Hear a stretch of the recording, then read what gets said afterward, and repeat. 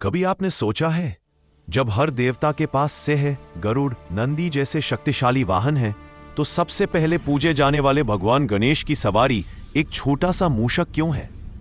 क्या यह संयोग है, या इसके पीछे छुपा है घमंड के टूटने और विवेक के जन्म का गहरा रहस्य?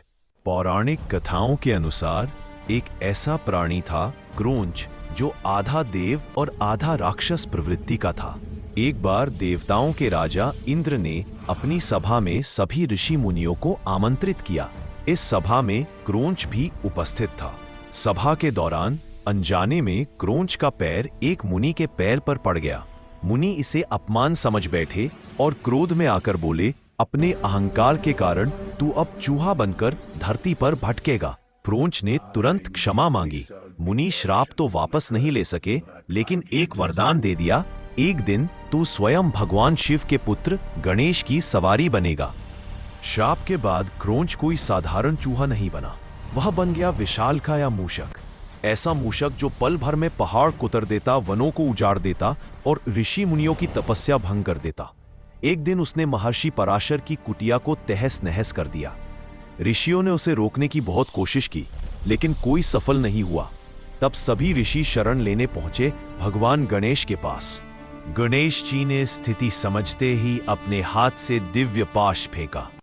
वह पाश पाताल लोक तक गया और उस मूषक को खींच लाया सीधे गणेश जी के चरणों में। गणेश जी ने पूछा, तुम इतना विनाश क्यों कर रहे हो?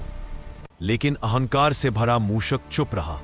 तब गणेश जी बोले, अब तुम मेरे आश्रय में हो, जो चाहो मुझसे मांग लो, लेकिन ऋषियों को परेशान मत करो। घमंडी मूषक बोला, मुझे आपसे कुछ नहीं चाहिए, अगर आप चाहे तो मुझसे कुछ मांग सकते हैं। यह सुनकर गणेश जी मुस्कुराए और बोले, तो मेरी सवारी बनो। मूषक सहमत हो गया, लेकिन जैसे ही भगवान गणेश उस पर बैठे, वह उनके दिव्य भार से एक कदम भी आगे नहीं बढ़ पाया। उसका घमंड क्षण भर में चूर चूर हो गया। वह कांपते हुए बोला, गणपति बप्पा, मुझे क्षमा कर दीजिए। गणेश जी ने अपना भार कम किया और उसी क्षण मूषक बना विनम्रता और विवेक का प्रतीक। क्योंकि गणेश जी अहंकार को तोड़कर बुद्धि, विवेक और विनम्रता का मार्ग दिखाते हैं, इसीलिए हर शुभ कार्य की शुरुआत गणनायक के नाम से होती है।